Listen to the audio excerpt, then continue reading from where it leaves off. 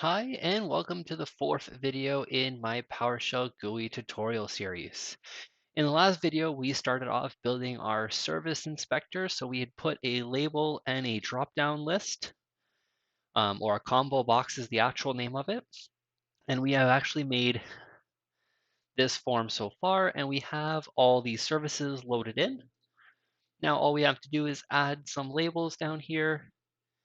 And then when the service is changed in the services dropdown, we actually go ahead and we show the status and the friendly name of that service. So let's go ahead and let's get started with doing that here. So let me just close this here.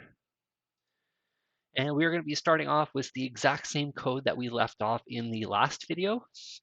So what we're going to do is we're going to want to add some labels. So what I actually do like to do after a while is to definitely just copy paste these labels, because this is really what we're going to be using for the total of 4 fields. So there's going to be quite a few of them to make, so we might as well start copy pasting them. So this is going to be the service friendly name,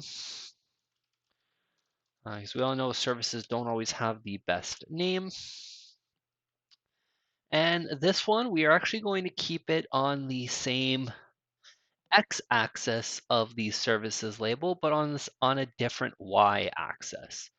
So we're going to keep the 20 the same here, and we are just going to change this. Let's change this to 80. And let's change this to label service, and we're going to change this to label for name. And we're just going to change that everywhere here. All right, perfect. And let's make another one, which is just going to be label name. And then the text for this one is actually going to be empty. And this one is going to be beside the name. So if we just run this here, we won't have our new labels that we just put, but that is okay. So we're going to have our friendly service name here, and we want another label beside it to be able to display that friendly name. So that's what we're going to have. So it's going to be the same x-axis or the same y-axis as the label for name, but a different x-axis. So let's go ahead and let's do that here. So let's make this, let's do it 140 again and see if we get our luck here. And then let's add these 2 labels in our form. And let's see what this looks like here. Service friendly name. All right. And let's just make sure that this looks good. So if we do a test here, all right, so we don't see it, so we know that it's not far enough. So let's go ahead and let's change this to 200. And let's see, so we can just see the end, so we need to put it even further. So this is really where like it kind of gets a little bit difficult to make forms with PowerShell. It just requires a lot of trial and error in the placement. All right, so we actually have everything here. Our drop down works. So now all we need to do is we need to copy these again, and let's do that. And let's do label for status, and then label status.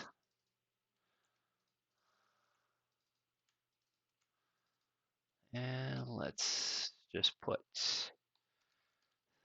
status here. And then we're going to increase this again, this number to 120. I've increased it by 60 the first time. So if we increase it by 60 again, this would actually be 140. But since the labels kind of belong in a group, I'm going to make it 120 and just see how it looks. And this is going to be 120. We're going to keep this at 240 just so they're kind of lined up. All right, and let's see. Let's just copy this over here. All right, so this should be good. So let's add our labels here. So label for status and label status. And let's see what this looks like for us. So here we are. Let me just zoom in here. So we have our form pretty much done. So we have our drop-down list with all of our services, and we have all of our labels with some dummy text in there. So let's go ahead and let's just take out the tests here because we are going to be changing that through a function. All right, so that should be good. So all of our forms are built and good there. All right, so now what we want to do is we want to add functionality because what we want to do is we want to, when our drop-down changes, we want to change the text here. But first we have to get the service information because really the drop-down only contains the service name. So we need to get the service information and then display it. So let's close this here. Let me just zoom back out here. All right, and let's go ahead and let's add some functions to the form. All right, so let's create a function here, and we're just going to get function get service details.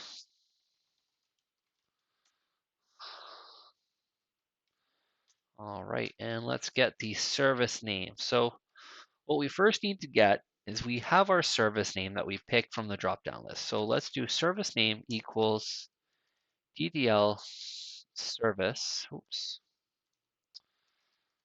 service name equals DDL service dot selected item in this case, because the index will be an index from 0 to however many items you have. And then we don't put in values and we don't have any like real text. It's really an item because we know it's an item because we are adding an item up here. So let's do dot selected item. And then what I really like to do, which we really won't be able to test till we actually add the function in there. So what we're going to do real quick is we're just going to do a write host, and we're going to do service name is service name. All right, and then what we're going to do is we're going to add functions to the controls. All right, so now what we need to do is we need to add our DDL service. And what we're going to do is similar to the add click in the button, this function will not show up.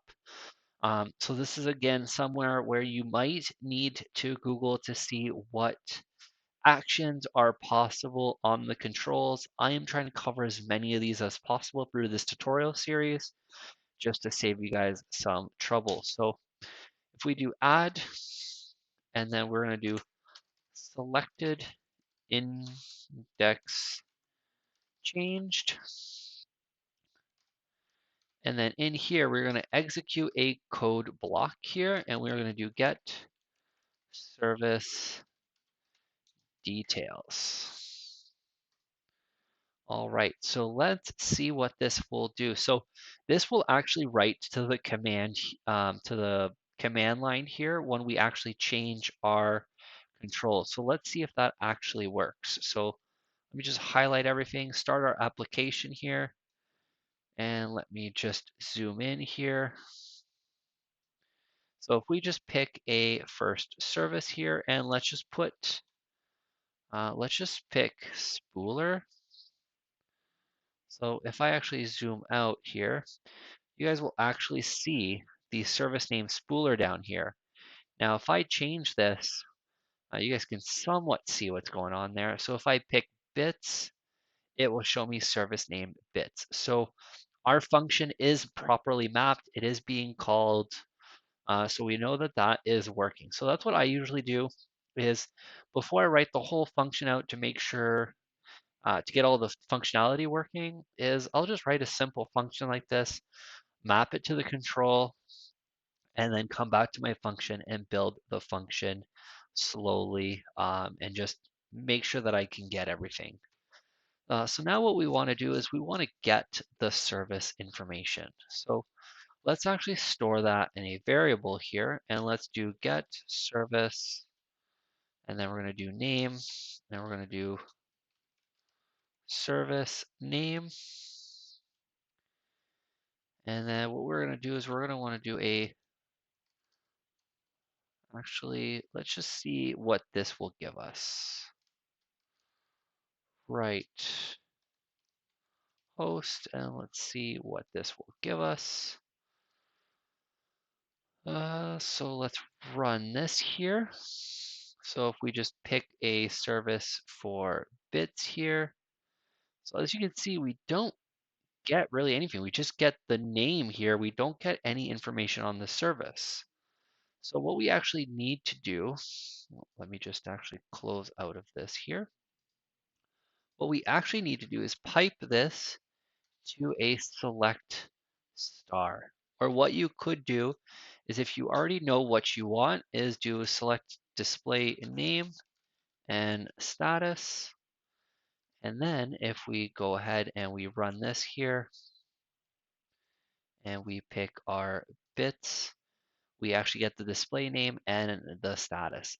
Another thing that you would be able to do if you don't know what you really want out of it, you can just do a select star and then run this here and then do bits, and then you'll get all the possible properties here in an object. So you can decide which one you want to get afterwards. So we're just going to leave the select star. This way, if we ever want to add something to our form later on, we're actually already pulling all the properties. So that's perfect. So we don't need this right host anymore. We don't really need this right host anymore. And let's keep going. So now what we want to do is we want to do a label name dot text equals details dot name, and then label status dot text equals details dot status. Now, if we do run this here and we pick our bits here, so we actually do get that it's stopped. So let me just zoom in here for you guys so you guys can actually see. So we actually do see bits is stopped, and if we do spooler, we can see that it's running. Now we don't have any color changing on the status. So how we can do that is actually just again in the get service details here, we can actually add a little bit of logic. So let me just zoom out here so you guys can see what I'm doing. So in this logic, what we can do is just if label dot, label status dot text is equal to running, then we can do an else statement. All right, so if it's set to running, what we can do is label status dot for color, which is going to be our font color. And we're going to set this to green. I don't know the hex code for green, but I'm pretty sure if I just type in green, it should work. And then let's do an else. If it's anything other than running, we are going to put the for color to red. And let's see what that looks like here. And let me just zoom in for you guys. All right, so now if we pick bits here, we see that stopped is in red. And if we pick one that I know is running, which is spooler, we get the green. So we've made this whole application in just 2 short little videos. It could have definitely be fit into one, but I didn't want the video to be too long and too overbearing. Because I know for myself, creating these GUIs at first was definitely quite a task, just because you do have to really change the way that you're used to scripting everything, and your scripts kind of take a little bit of a backseat. You're kind of designing a like a front end interface more so, and then you could basically add your scripts in after. So I like separating the two. I like building the GUI as one and then adding in the functionality after. I definitely find that a lot easier. There are some cases where that might not really be possible, because you kind of need that functionality in order to really know what you need. So it's really just a hit and miss. Definitely play around with it a lot. I'm going to try in the next video. I've just moved recently, so that's why the background's a little bit different. But I'm hoping to get a whole bunch more content out for you guys. So in the next video, I'm going to be doing a um, GUI design through Visual Studio.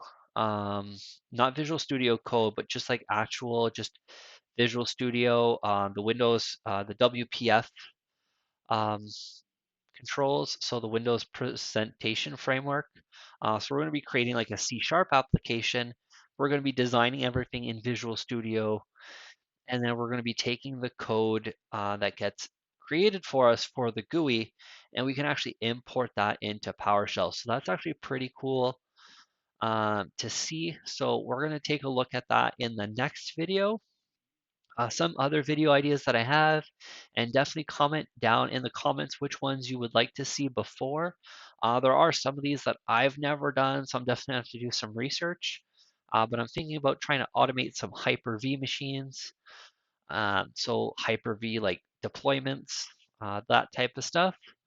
Um, we can also just do some more GUI forms, create some integration in like Active Directory with these GUI forms, which I think would be pretty cool. But definitely there's a whole bunch of stuff coming. There's more gaming content as well. If you were into that gaming content, I'll be doing more of those as well. Seeing that Diablo just got released a couple days ago, so we're definitely going to be doing some of that, and we're going to be doing a review for it as well. So let me know what you guys would like to see more of on the channel, or less of on the channel, and I will get those out for you guys. Make sure to like and subscribe and hit that notification bell to be notified when that next video comes out. And I will see you on the next video.